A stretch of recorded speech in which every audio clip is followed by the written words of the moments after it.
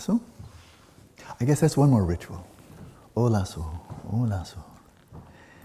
It's Tibetan, and many lamas say it when they begin something, and then often when they're finished they say, Olaso. So Olaso at the beginning, Olaso at the end. And if you want to know what it means, nothing at all. The closest would be, well then, how much information did that convey to you? So, I'd like to share with you now something extremely precious. I've received it and I'm just passing it on. And that is from this truly great yogin, great Dzogchen master who passed away just 3 years ago, Yangtan Rinpoche, who just months before he passed away granted to some Western students his oral commentary on a root text, quintessential text he had written on the view, meditation, and conduct of Dzogchen, the Great Perfection. Again, I had the privilege of co-translating for him.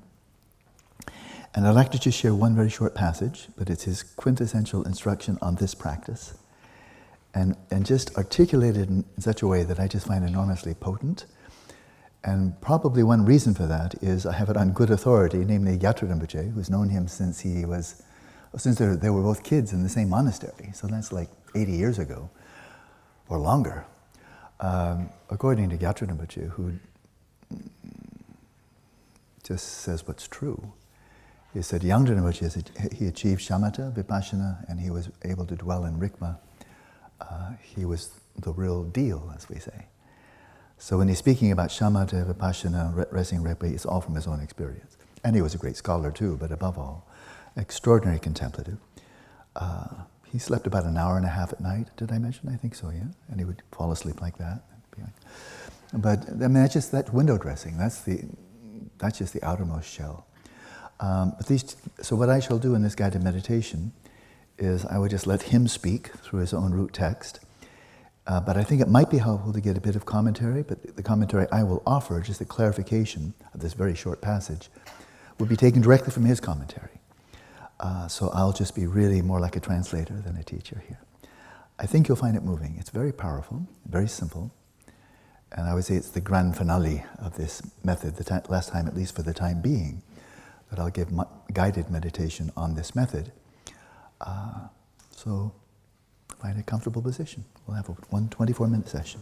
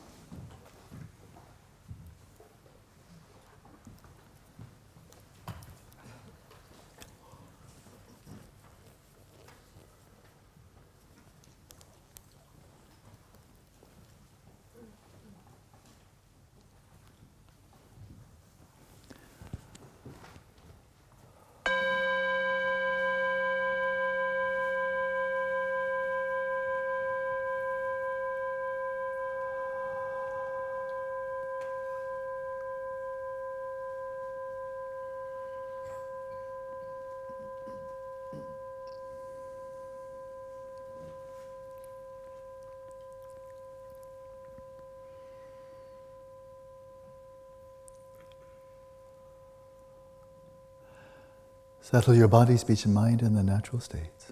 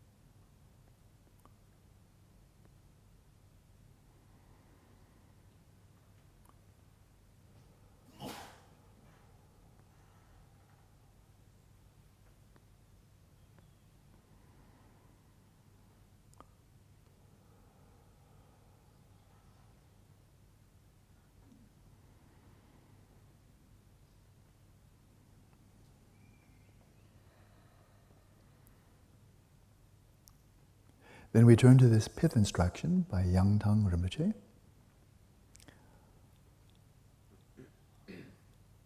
On this shamatha practice, which he calls shamatha without a sign, shamatha without a referent. Let's see what he means. He writes here in the root text, looking outward involves the delusion of reification. That is, in commentary, whenever we direct the awareness to appearances of any kind, the sensory appearances of the world around us, but even the appearances, the images and thoughts and so forth that arise in the space of the mind, we tend to reify everything we see, everything we perceive. Looking outwards involves the delusion of reification. He continues, by looking inward, you observe your own mind. The guidance here is very clear. Withdraw your interest or withdraw your attention from all appearances, sensory and mental, and direct your awareness right in upon the mind as that which is observing, that which thinks, that which feels.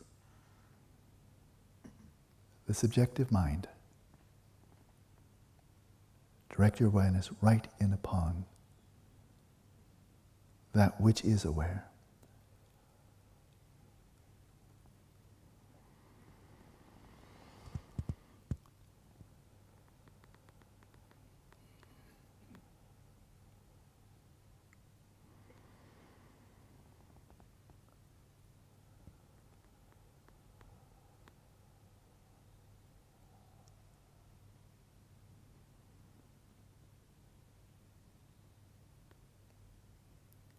Do not follow after thoughts of what is past.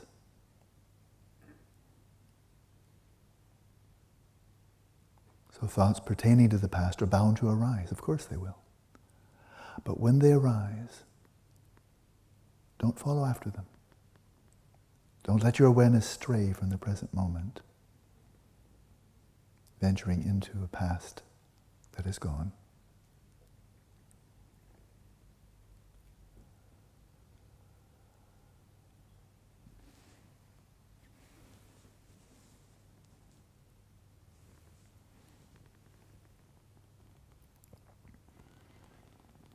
And do not go out to greet the future with thoughts of what has not yet come. So thoughts pertaining to the future are also bound to arise. But don't leave. Don't depart from the present moment.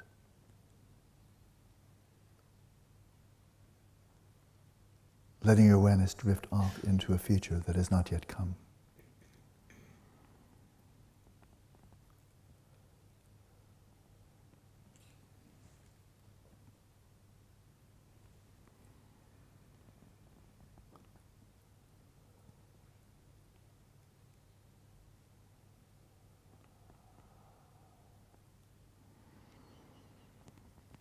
As for the wild agitation of the thoughts of the present moment, as soon as you direct your mind inwards upon itself, loosely rest right there, without fixing or modifying anything in the slightest.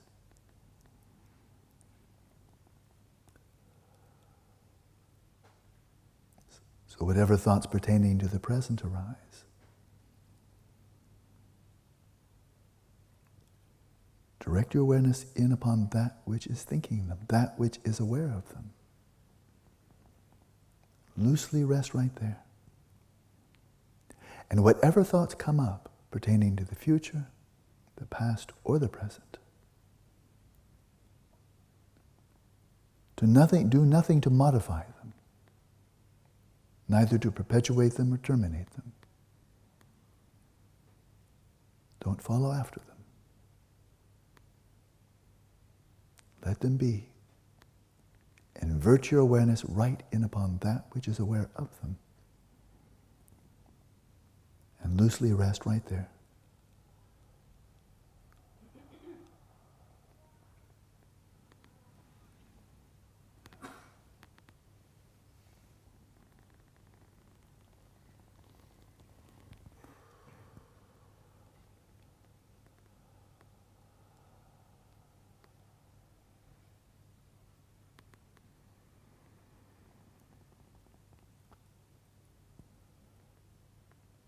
This natural settling of thoughts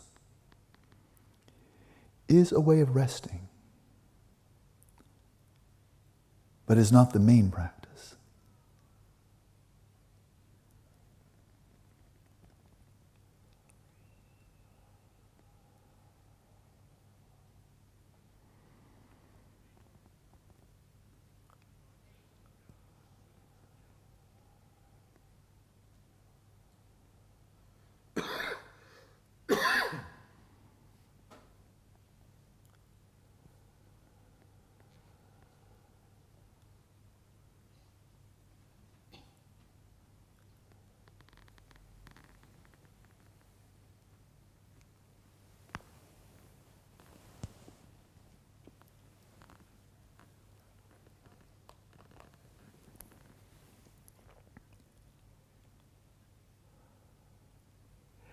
Yangdan Rinpoche commented when I asked him that this method that he just explained in those few words is shamatha without a sign. Without a sign means you're not focusing on any referent outside of awareness itself, outside of the mind that is aware. There's no referent, no target outside of the mind itself.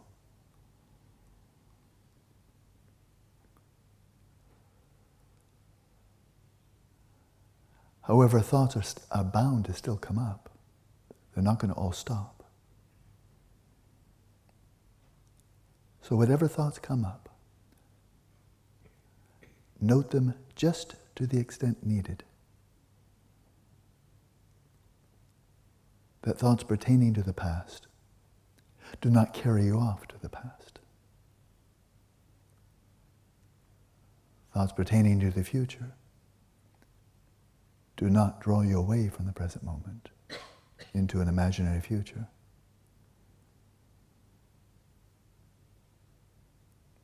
And as for thoughts pertaining to the present moment,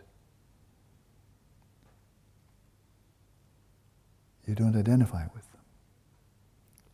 You don't think them. You don't terminate them or perpetuate them or identify with them. You just let them release themselves. As you let your awareness remain unmoving, inverted right in upon the mind that is aware. And rest there loosely, clearly, cognizantly. And let's continue in silence.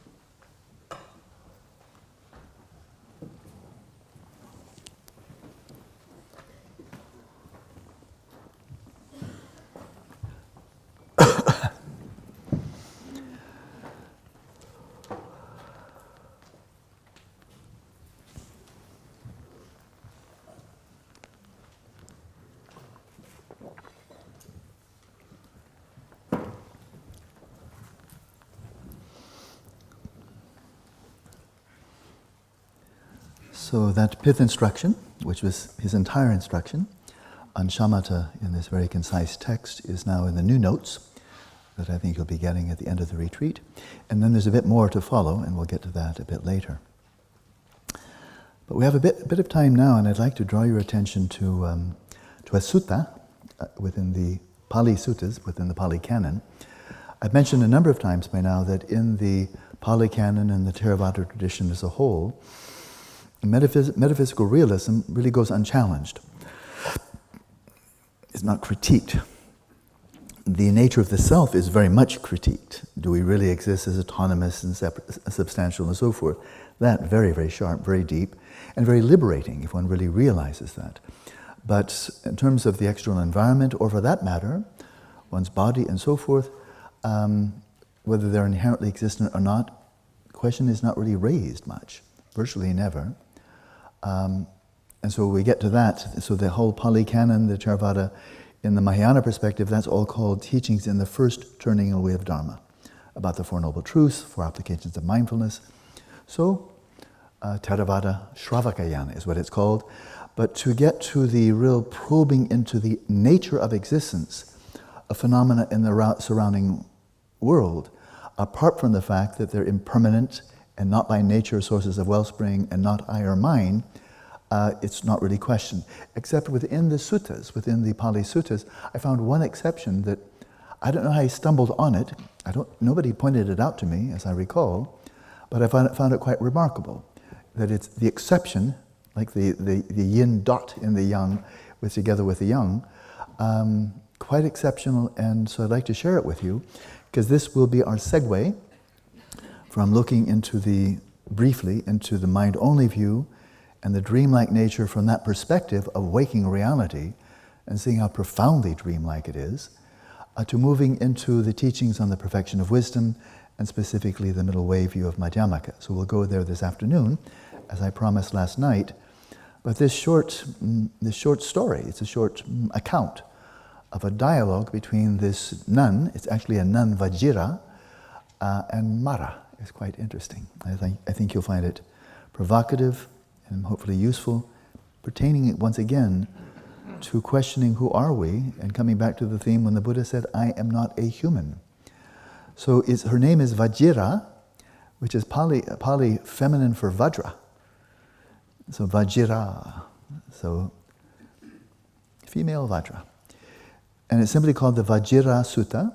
It's in the notes here. But happily, due to the kindness of the translators of the Pali Canon and a number of Theravada commentaries, all of these translations are freely available online. So here's a translation. I didn't do it, but I think it's very good.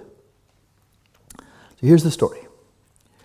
The setting at Savatthi. So many of the Dharma talks of the Buddha and so forth took place there, northern India. So then in the morning, the bhikkhuni, the fully ordained nun, Vajira, dressed, and taking bowl and robe, entered Savatthi for alms. When she had walked for alms in Savatthi and had returned from her alms round, after her meal, she went to the blind men's grove for the day's abiding. So there's the life of a nun. And that is, you get up in the morning, you meditate until you get really hungry, about 11 o'clock or so. Then you take this is monks, nuns, same. Then you take your alms bowl, you keep your eyes down, and you walk to the nearest village, and you just walk through the village with the alms bowl like this. You keep your eyes down. You're not really begging. You're just walking through town with the bowl in front of you. You don't ask anybody, can you spare? Can you spare? They're not doing it in bakshish, they're not doing that. They're just holding the bowl in front of her. She'd be walking to the village, and then if somebody sees her and they'd like to offer, they say, bhikkhuni, please come. Put some food, and then walk right out. And they never starved. There was always somebody there. They really never starved. There was already somebody there to give a nun a meal, and they knew that she wouldn't come back for snacks. No once returners. So she gets her meal, she takes it back out to the forest, she eats it in solitude, cleans her bowl, and now there's nothing else for her to do all day. She doesn't get a second meal, that was it. And so now she just has all day to practice, and that was their lifestyle. And the society thought that was very cool, and they supported them, whether they're Buddhist, Hindu, or what have you. I think that's really quite civilized, quite wonderful. So she went to the Blind Men's Grove, some forest outside of Savatthi. And having plunged into Blind Men's Grove, she sat down, so plunged into, I'm not quite sure that's a verb I would use, but she entered into this grove. She sat down at the foot of a tree for the day's abiding.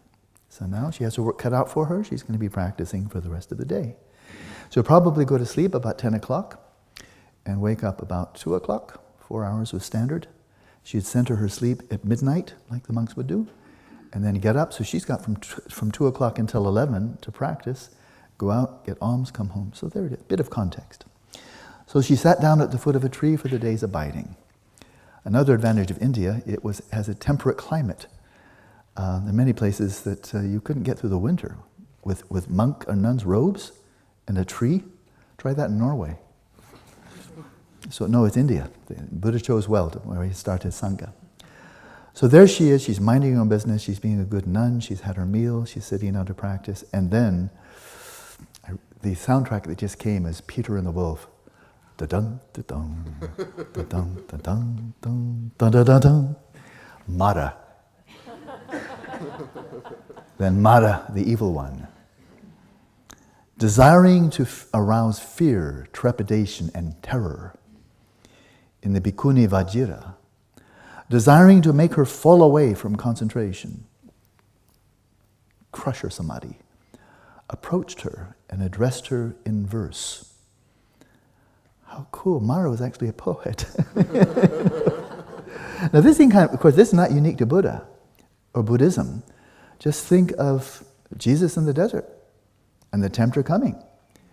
And so it's really dialogical. I mean, many of you will know the story, and he's trying to do exactly the same thing. Knock him off his rocker. Get him, pull him away.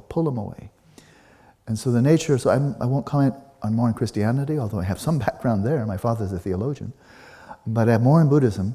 And so this Mara character, just to step back just for a second, can be viewed in two ways, but it is clearly the case in the way this is viewed in the Theravada tradition for the last 2,000 years plus, is that Maras are actually sentient beings. And they're just mischief makers. And their agenda, their task is to just go around looking how to screw up people, especially those on the spiritual path. And they are sentient beings. I'll tell you, in fact, it's really cool. I'll tell you one story. It's directly related. But there was an arhat. So he's finished. This was after the time of the Buddha. The Buddha had passed away. It's from the Pali Canon as well. And there was an arhat. And he was just meditating. They still meditate, but he was finished. He purified his mind completely. And here's this arhat. He's sitting under a tree, just enjoying being an arhat, dwelling, meditating, maybe. And then Mara comes to him. Bad idea, Mara. But Mara came to him. And Mara tried to fluster him. Try to persuade him he was an arhat, and so forth. And all the arhat had to do was say, Mara, I see you. And then Mara was so, oh. That was the whole conversation.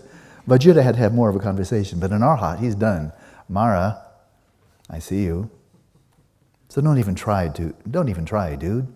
And so Mara was very discouraged. But then the arhat, this is a story, and then the arhat say, hey Mara, wait, before you go, don't rush off, now that you've dropped in. Were you alive during the time of the Buddha? So it implies it's not just a figment of his imagination or his personality. He asked this question, were you alive? Because I never saw the Buddha. Were you alive at the time of the Buddha? And the Mara said, yeah, I was. Did you see him? Yes, I did. Then Mara, I have a request for you. Because you're a ghost. You can take on any appearance you like. Because I never saw the Buddha. I didn't know what it looks like. I have a favor. Arhat's asking Mara a favor. I have a favor to ask you. You really actually saw the Buddha. Please show me what he looked like. Take on his form. Take on his form so I can see what the Buddha looked like. And the Mara was, I guess, in a good mood. And he took on the form of the Buddha, the same form. And the arhat was so filled with reverence, he just bowed to the appearance. And Mara just shattered. Couldn't withstand it. It wasn't like he killed him or anything. Mara could not withstand the reverence of an arhat. Interesting story, yeah? So we're back to Mara. Mara, the evil one. But it's not just one. There are all kinds of Maras, you know. Lots of people, so lots of Maras. They get around, they make mischief. So we know, but now he's addressed her in verse. In translation, the verse almost never happens. It does in Pali, Sanskrit, Tibetan, but verse means metered. It doesn't rhyme, but it does metered. But in English, okay, it's prose. But in Pali, he addressed her in verse saying, by whom has this being been created? And he's pointing to her. By whom is this being been created? Where is the maker of this being? Where is this being arisen? And where does this being cease? He's pointing right to her and asking about her. Who made you? Where is that maker? Where have you come from? And where do you cease? Pointing right at her. You remember this finger? Pointing right at her. These are his questions. Designed to really shatter her, to freak her out. You know, that's the idea, that's his intention. Then it occurred to the Bhikkhuni Vajira. Now, who is this that has recited the verse? You talking to me? Who's talking? Who is this? A human being or a non-human being? Because it's like a voice just coming up, I presume. A voice coming up and asking these questions. And so she wondered, who is this? Who's talking? A human being or non-human being? And then she asked the question, she got the answer. Then it occurred to her, this is Mara, the evil one, who has recited the verse, and she also got his intention. She's recited this verse desiring to arouse fear, trepidation, and terror in me, desiring to make me fall away from concentration, to demolish my samadhi. So she recognized him for who he was. And then the Bhikkhuni Vajira, having understood, this is Mara, the evil one, replied to him in verses. So again, a metered verse. And she accosts him. Why now do you assume a being? In inverted commas. You're asking who made me. Why are you assuming a being? She's going on the counterattack. She's not defending herself. He's come to her to parry. She goes right back and launches in. She's one tough nun. And her name is Vajira. So why now do you assume a being? You're assuming somebody created me. Where's the creator? Where did I come from? What do I see? Why do you assume a being? Puts him on the defense. Mara, have you grasped a view? This, pointing to herself, this is a heap of sheer constructions. Here no being is found. Just as with an assemblage of parts, the word chariot is used. So when the aggregates, body, feelings, recognition, mental formations, consciousness, the 5 aggregates. So just as with an assemblage of parts, the word chariot is used or designated. So when the aggregates are present, there's the convention, a being. A convention, a mere nominal designation. A being. It's a mere convention. It's only suffering that comes to be. Suffering that remains and falls away. Nothing but suffering comes to be. Nothing but suffering ceases. So he asks, where did you come from and where do you cease? She says, I'm just a convention. This, a being, just a convention. Just a word. What does come to be is suffering. What does cease is suffering. Then Mara, the evil one, realizing the Bhikkhuni Vajira knows me, sad and disappointed, disappeared right there. So this is really quite remarkable in context in the Pali Canon, because she's likened herself to a chariot. Now, a chariot, of course, is something out there. And she says you have all the parts of a chariot, the wheel and the axle and so forth and so on. And then you just put them, you arrange these many parts in a certain organization, certain, shape and so forth. But there are many parts. It's still four wheels and this and that and a seat and so forth. There's still a whole bunch of, you just put them together in a certain shape. And then, as for chariot, you just say chariot. But the chariot is just a word. And out there, there's no chariot. Chariot is just a word that you're projecting on things that are not a chariot. Because the wheel isn't a chariot, four wheels are not a chariot, four wheels and a plank and an axle, it's still not a chariot. There's still simply a whole bunch of parts. A chariot is one thing, and the chariot is just a word. It's just a word. Chariot, this so-called external physical phenomena out there that we can see, it's nothing more than a word, imputed upon parts, which are not a chariot, not individually or collectively. And in the same way, parts, body, mind, feelings, parts, 5 parts, complex parts. Not body, not a being, not a being, not a being. But where there is no being, we just give the label Vajira, or a being.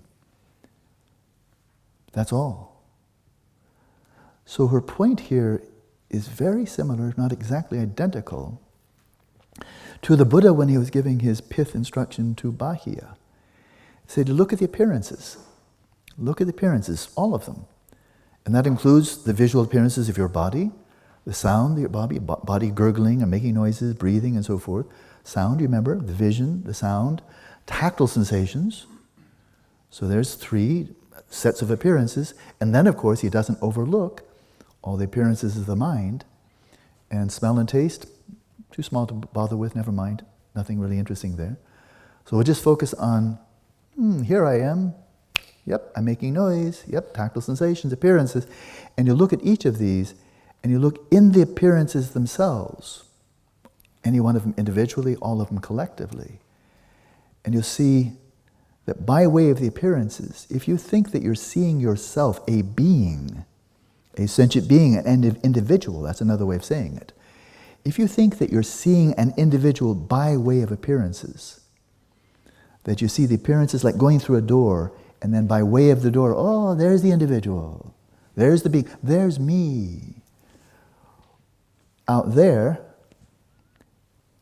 if you see that there is no being out there, you go through the door and there's no one there. It was just appearances all the way through, and none of them are a being.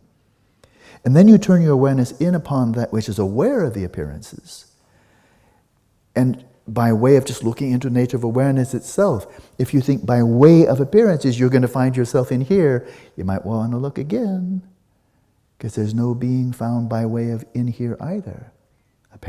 Awareness is not a being, it's just awareness.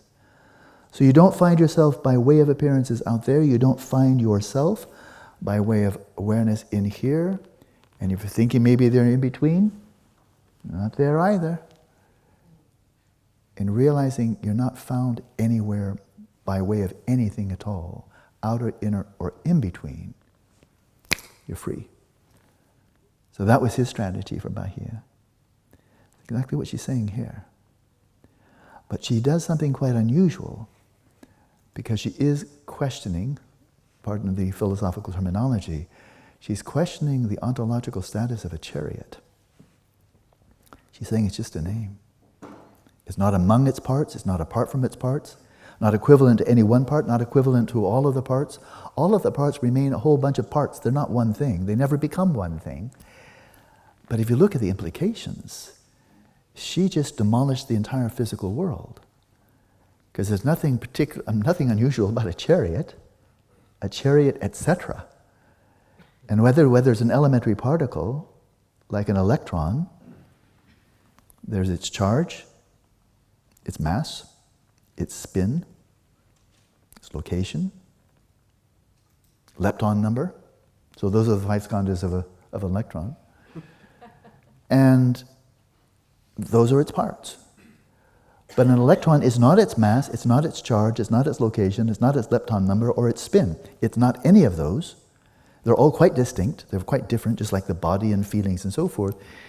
And electron is just a word that you superimpose upon these components that are not an electron. And so take electron or like chariot, whatever you like. It's tomatoes, tomatoes. The chariot is no more real than electron. The electron is no more real than a chariot. And it's from electrons up to galaxies and so forth. She just took away the whole external universe as something existing in and of itself and says, just names. Just names. And that goes for me, and it goes for the chariot, and therefore everything else. Because I know she didn't have an axe to grind against chariots. She wasn't picking them out, everything else is cool, but chariots, they got a problem. It wasn't like that. So she knew what she was doing here. It's revolutionary, really. Because I'm not a Pali scholar, but I haven't found that anywhere else in the Pali Canon, in the suttas. And then since it's in the suttas, then those who compiled the suttas are saying she's speaking with the authority of a Buddha. It's not the opposition. It's not somebody else disagreeing. No, if she's being quoted, that means she has the seal of authority. So I find that very, very interesting. It comes up later in the Milinda Pinya with the Arhat Nagasena. It comes up there more elaborately. It's really worth reading. It's exactly the same, the chariot. Milinda Panya by Nagasena. Very, very famous. It's in Pali, but it's not one of the suttas. This is an Arhat who lived quite some time after the Buddha. But he picks up exactly the same, and he really plays with it, the chariot analogy. But what is interesting here, and why I'm putting this right at the end of Chittamatra and just before Madhyamaka, where we'll go this afternoon, is that she said, the chariot, it's nominal. It's just a convention. So you're approaching me. Who made you? Where's the maker? Where do you come from? When do you cease? And I'm saying, you've been assuming all along there's somebody really here, a real being. And I beg to differ. Look at the chariot. It's just a name. Look at me. Just a name. And then Mara, he knew his cover was blown. And disappointed, he just disappeared. So she's drawing that analogy, but why I don't call her a Madhyamika, a follower of the middle way view, and I can't say that. I don't know what she was. But she does say that a being, that's merely a convention. But in contrast, she says, just a convention. A being here, just a convention. Chariot, just a convention. It's only suffering that comes to be. Suffering that remains, suffering that falls away. Nothing but suffering comes to be, nothing but suffering ceases. So she's saying, okay, I'm a mere convention. Chariot is mere convention. But suffering, that's as real as it gets.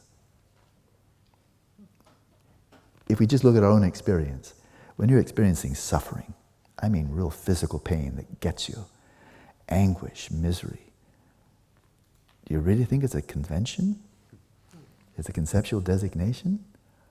Or doesn't it just grab you by the throat and catch your attention? And you can call it a butterfly, you can call it anything you like, but suffering, doesn't it just say, I don't care what you call me, take this. Isn't it like that? Doesn't suffering seem to be about as real as it gets? And not a mere convention? And so it looks to me like she's saying really, it's only suffering that comes to be. Nothing but suffering comes to be. In terms of the Four Noble Truths, you're starting with suffering, and then the kleshas are equally real, freedom is equally real, the path is equally real, but we're starting with something real. What's real here is the Four Noble Truths, Mara. I'm a convention, chariot's a convention, but this is what's real. So it looks to me like she's a Chittamatran. She's grasping onto the inherent nature of the mind, and an aspect of the mind is suffering, and she's not blowing this one off as a convention. Say, this one you have to take seriously. Suffering that causes the suffering. And that was enough to blow away Mara. That's what it looked like to me. So, we're going to skip the whole section. Quite a lot. But no problem. I don't need to read it. You can read it. And then we'll proceed on this afternoon. I might skip quite a lot here. Because Oh, quite a lot. But it's all, you can, oh wow, lots. Woohoo! No, we're going to have some fun this afternoon. We're going to be moving into Vipassana on the mind.